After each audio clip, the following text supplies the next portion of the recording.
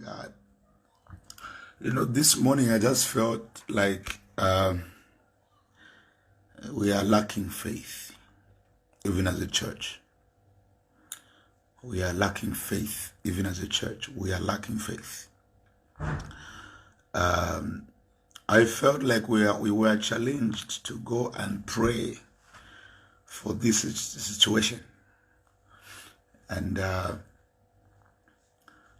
lot of us as men of God and a lot of us as musicians, as people pray,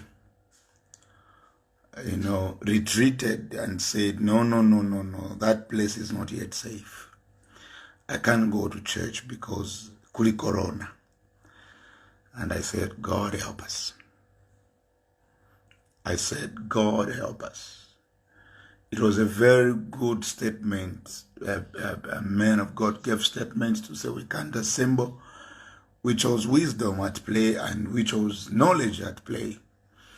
But when I look at faith, which is above knowledge, when I look at faith, which is above wisdom, I say, look, I think we are lacking faith. We are lacking faith. Somebody opens the doors. I want the churches to go and pray. This problem we have, only God can solve. But we are busy confessing to God. It's only you can solve. But, the altars of the countries are open and we can't enter the altars of churches to go and pray. And we were afraid of corona. We were afraid of this pandemic. And through the night today, it was bothering me and I was saying, what? And when falsehood becomes an institution, even truth becomes rebellious. Some of us were sounding rebellious because there is a bishop whom we respect who said, no, we can't assemble.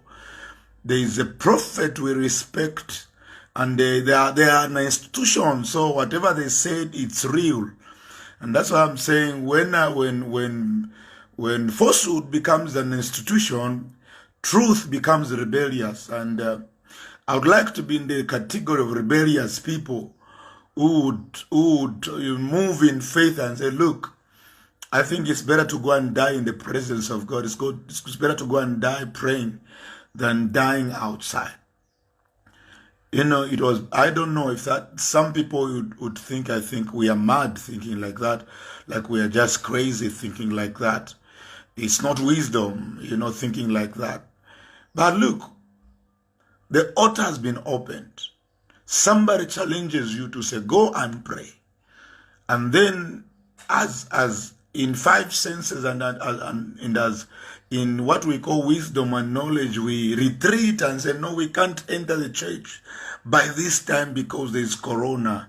And, I just felt this, I just felt bad and I wept in the night and I said, God, forgive us. Because institutions spoke and we obeyed. Because people we call institutions, people we look up to spoke. And some of us, when we speak like this, somebody actually texted me to say, you are speaking like that. You need to not one day you need these men to go and sing in the churches. But look, we don't need such. We need God. We need God. We need God. We just need God. There are things that I think I don't get afraid anymore because I think the cross is more important. The faith in Christ is more important. And so I just felt bad. I just felt bad to my faith to say, where has been my faith? Where is my faith? When I'm challenged to go and pray for the situation where I was getting some statements from Nigeria, men crying to say, can you open up where you are keeping the patients? We want to go and pray there. And when I move around, I see people in buses. What is different between these people in buses and some people in church wearing masks? What's the difference? But institutions spoke. I want you to hear me properly. Institutions spoke. People we regard, churches we respect. They spoke and said, wow, we can't gather because there is corona. Look, I felt offended.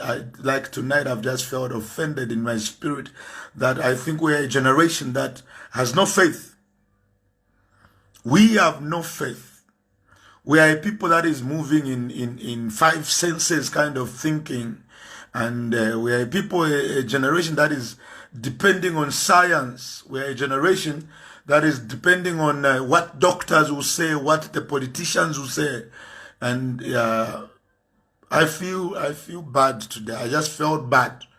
I said, look, I think we are a generation, we are a country that is lacking faith. We are lacking faith.